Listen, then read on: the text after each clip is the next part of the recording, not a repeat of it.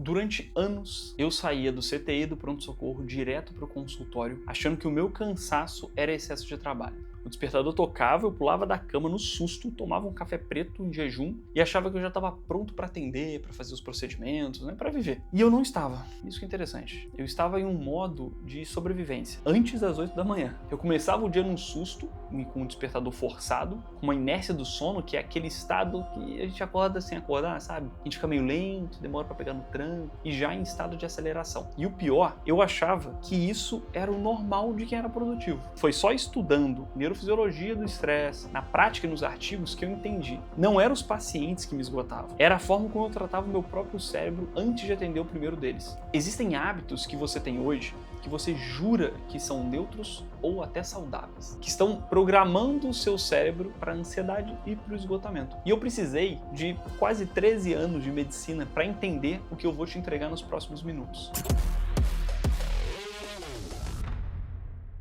São 7 hábitos que eu deletei da minha vida depois de estudar neurologia. E o que a ciência diz que você deveria colocar no lugar de cada um deles. E aqui vai o primeiro hábito. O primeiro erro, ele começa antes de você abrir o olho. Quando você acorda com um som estridente e agressivo, o que acontece no seu cérebro não é simplesmente o acordar. É uma ativação muito brusca do sistema nervoso simpático, né? O seu sistema de luta e fuga. A gente já conversou sobre isso aqui em outros vídeos. Em milissegundos, o cérebro interpreta aquele som como um sinal de ameaça. Adrenalina, noradrenalina, cortisol, tudo isso é despejado na sua corrente sanguínea antes de você ter consciência do que está acontecendo. É acordar no susto, né? Você começa o dia já com alerta fisiológico. E a amígdala, que é a sentinela emocional do nosso cérebro, a gente fala muito dela aqui, fica calibrada para o modo de perigo. Isso não desliga na primeira hora e às vezes não desliga, né, durante o dia todo. Pensa comigo, se você entrar num ambiente de trabalho sendo perseguido por um animal, você acha que a sua capacidade de raciocínio fino vai ficar normal ou vai cair? É como se o córtex pré-frontal fosse, de certa forma, inibido pelo sistema límbico. E é exatamente isso que vai acontecer quando você acorda no susto. Começa o dia no susto. Numa escala menor, é claro, mas todos os dias. O que eu parei de fazer? Alarmes com sons progressivos. E o que eu faço? Transição progressiva de luz e som. O cérebro precisa de uma rampa de ativação, não de uma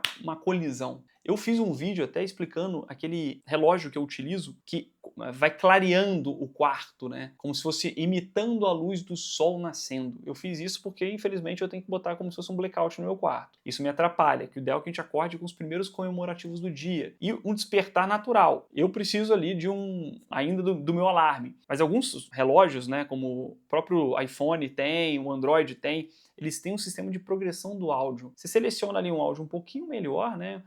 Um barulho um pouco mais palatável para o nosso ouvido e vai fazendo, ele faz isso de uma forma progressiva, ele vai aumentando o tom de uma forma mais leve. Diferente antigamente, alguns despertadores que era num grande susto. Isso não é bom. Nosso segundo hábito. Sabe aquela conversa séria com a esposa, ou uma decisão com o marido, ou uma decisão de investimento, o assunto com o chefe que você deixa para as 10 da noite porque durante o dia você não teve tempo? Pare com isso agora. O seu córtex pré-frontal, a parte do cérebro responsável pelo nosso raciocínio e o controle de impulsos, as tomadas de decisões, ele tem uma capacidade que vai se esgotando ao longo do dia. Isso não é uma metáfora, isso é real. Esse fenômeno tem um nome, é uma fadiga decisória. Tem alguns trabalhos até que citam isso. Tem um estudo com mais de 1000 decisões de concessão de liberdade condicional por juízes. O resultado foi simples, assim, foi isso aqui, ó. No início do turno, a taxa de decisões favoráveis estava em torno de 65%. Conforme o dia avança e as decisões se acumulavam, esse número ele vai caindo progressivamente, chegando perto do zero antes do intervalo. Depois do intervalo, ele dava uma resetada e começava a cair de novo. Eles não ficaram incompetentes, eles estavam exaustos. E o cérebro exausto, ele toma um caminho mais fácil, que é não decidir nada ou decidir mal. Ele vai postergando e evita a fadiga, como diria o Jaiminho. Quem tem idade aí vai saber, né? Quem que é o Jaiminho lá do Chaves. É que quero evitar a fadiga. De noite, essa sua capacidade de julgamento está muito comprometida. Então, não confie muito nela porque é importante. O que eu parei de fazer? Resolver qualquer assunto complexo ou muito sensível depois das 8, 9 horas da noite. O que eu faço? As decisões importantes elas ficam reservadas para amanhã, que é uma janela de ouro para o nosso cérebro, e à noite eu deixo um repouso, sem deliberação importante. Ou então, o que eu faço com a minha esposa? A gente deixa para o final de semana algumas coisas. A gente conversa algum assunto mais sério, quando estiver mais calmo, num ambiente, num momento mais tranquilo. O terceiro hábito aqui pode ser um pouquinho polêmico, né? Se você estuda para concurso, para prova, para, sei lá, aprender qualquer coisa, se o seu método é reler o que você sublinhou, você pode estar perdendo tempo e criando uma ilusão perigosa, tá? polêmico. Tá? Quando você relê, o cérebro ele reconhece o texto. Ele vê aquelas palavras e diz, isso eu já sei. Mas reconhecimento não é memória. Reconhecer uma informação é muito diferente de conseguir recuperá-la quando você precisa. A memória de longo prazo, ela é fortalecida pelo esforço de recuperar a informação. Isso aqui é importante. Esforço, grave essa palavra. Não de reexpô-la. Isso tem um nome científico, né, que seria um efeito da recordação ativa. Tem um nome em inglês, que eu não me lembro, que era testing effect, alguma coisa assim. Por que eu falo às vezes uns termos em inglês? Porque não são os termos dos estudos, beleza? Tem um artigo publicado na Science pelo Rodger e o... eu não lembro se é Karpik, alguma coisa assim, em 2018, que é um dos mais citados sobre aprendizagem. O resultado é, quem tentou lembrar o conteúdo sem olhar o papel aprendeu 2 vezes mais em relação a quem releu.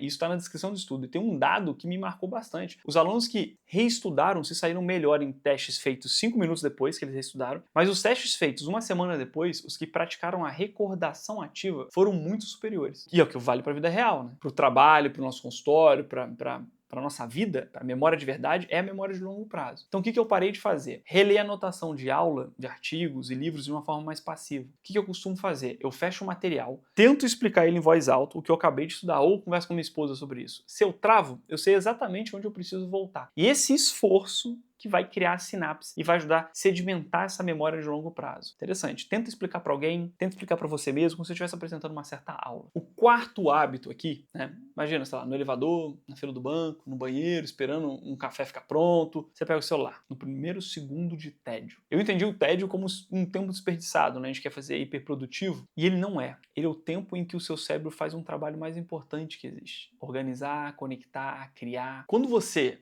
não está focado em nenhuma tarefa externa, o cérebro ele ativa um modo, como se fosse um modo padrão, né? Uma rede de modo padrão. É nessa rede que acontece a consolidação da memória, processamento de experiências passadas, planejamento de futuro. E olha que interessante, o pensamento criativo e original. Então é aquele termo que a gente já discutiu algumas vezes do tédio criativo. Tem um estudo de 2024, publicado na revista Brain, da Universidade de Oxford. Brain é uma revista super importante. Os pacientes eles tinham alguns eletrodos intracranianos ali.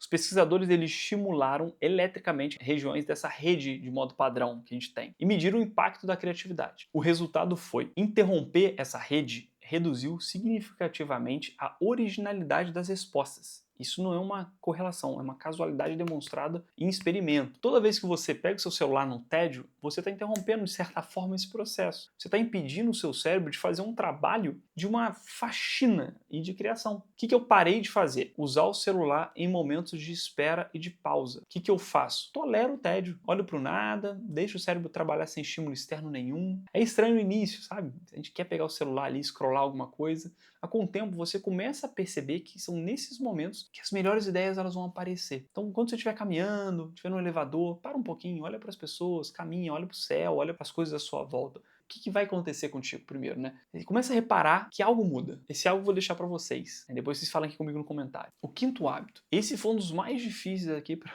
eu aceitar, né? A gente acha que pensa de uma forma muito racional, que as nossas conclusões sobre as situações são neutras, objetivas, corretas. Elas quase nunca são. Especialmente quando você está cansado, ansioso ou frustrado. O Aaron Beck, responsável por um grande psiquiatra, responsável pelaquela escala Beck de humor, enfim, tem uma importância no mundo da psiquiatria muito grande, né, da TCC, né, lá da Universidade de Pensilvânia. Ele identificou lá nos anos 60 algo que mudou de uma certa forma a história da psiquiatria. Pacientes com depressão apresentavam pensamentos automáticos negativos, que retroalimentavam o estado emocional. O pensamento distorcido ele gerava um sentimento muito ruim, o sentimento ruim gerava um pensamento distorcido e esse circuito ficava um circuito fechado, se retroalimentando. E um ponto crítico é, esse mecanismo ele não é exclusivo para quem tem depressão. Acontece com todos nós quando estamos sobrecarregados. Como se o sentimento chegasse primeiro, em milissegundos pela amígdala. E o pensamento sobre o que aconteceu vem depois. E esse pensamento, né, não o evento em si, que sustenta o sentimento por horas ou dias. Interessante, né?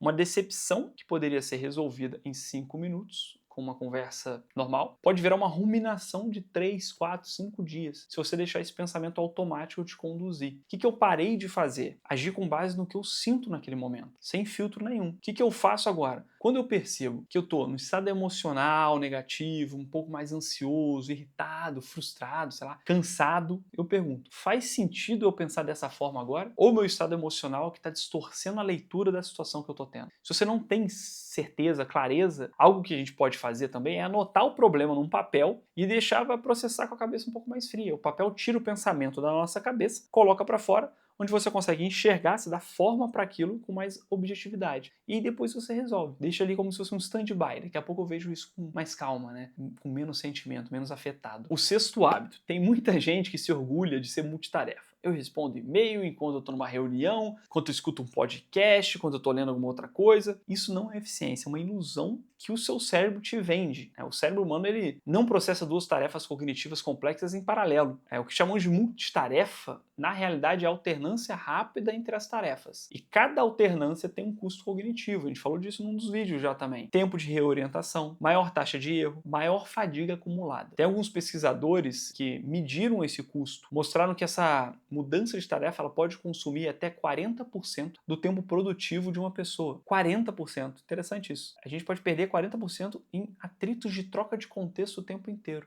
E tem um dado estrutural que eu acho importante, né, que é o gargalo cognitivo do cérebro. Isso impede o processamento paralelo de operações mentais. Mesmo tarefas simples, como, sei lá, apertar um botão em resposta a um estímulo, o segundo estímulo é atrasado em meio segundo quando o cérebro ainda está processando o primeiro estímulo. Agora, multiplica isso por um dia de reuniões, e-mails, WhatsApps, scrolls no Instagram. O que eu parei de fazer? Tentar fazer duas coisas ao mesmo tempo, quando as duas exigem uma atenção de verdade. O que eu faço? Blocos de foco único. Uma tarefa por vez, né, com o ambiente preparado, uma mini meta, né, uma água na mesa, notificações desligadas, um tempo definido para fazer aquilo. Eu faço muito mais em menos tempo. Não porque eu sou mais inteligente agora e tal, não, porque o meu cérebro ele não está desperdiçando energia em atritos de alternância. Isso melhora muito, no final das contas, a nossa produtividade, que é o que a gente acha que está ganhando fazendo as multitarefas. Sétimo hábito aqui. Esses dois eu coloco juntos, porque o erro é o mesmo. Tratá-los como se fossem umas variáveis negociáveis. Hoje eu durmo menos e compenso amanhã. Essa semana não deu tempo de treinar. Semana que vem eu retorno, eu volto na segunda. Não dá para compensar sono de qualidade. E não dá para substituir exercício físico por nada, né? Vamos começar pelo sono aqui. Durante o sono profundo, o cérebro ele ativa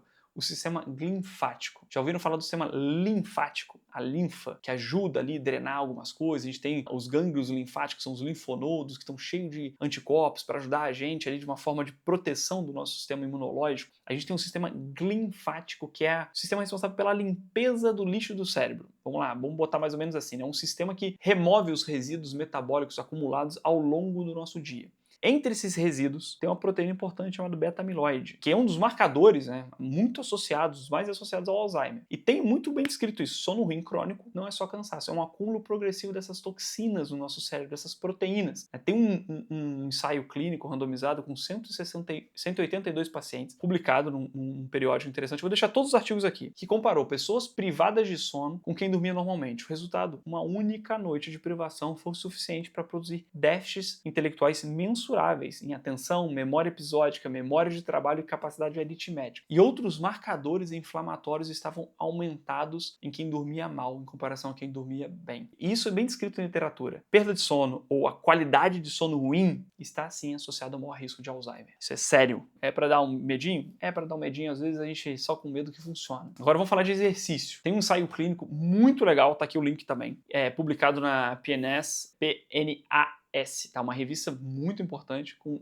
cerca de 120 adultos. Metade fez exercício aeróbico moderado 3 vezes por semana durante um ano. A outra metade fazia alongamento. Resultado, o grupo que exercitou aumentou o volume do hipocampo anterior em 2%, revertendo 1 a 2 anos de perda por envelhecimento. E esse aumento foi diretamente associado a um fator BDNF. É um fator neurotrófico que a gente tem no nosso cérebro. É um tipo de proteína que favorece a sobrevivência dos nossos neurônios, tá? E a nossa neuroplasticidade. 2% pode parecer muito pouco, mas a região do hipocampo é a região central da memória e da aprendizagem. E o grupo controle, que só fez alongamento, perdeu volume, porque é natural a gente perdendo. Não manteve, perdeu. Eu sempre falo isso no consultório, falei isso no curso de ansiedade em vários lugares. Eu nunca vi uma pessoa melhorar de ansiedade ou depressão sem atividade física. Nunca. Não é suplemento, não é um aplicativo, não é mais um livro de autoajuda, é um movimento. O cérebro precisa do corpo se movendo, se movimentando. O que eu parei de fazer? Tratar o sono e o exercício como se fossem umas variáveis negociáveis, né, conforme a minha agenda deixar. O que eu faço? O sono tem um ritual fixo e horário protegido.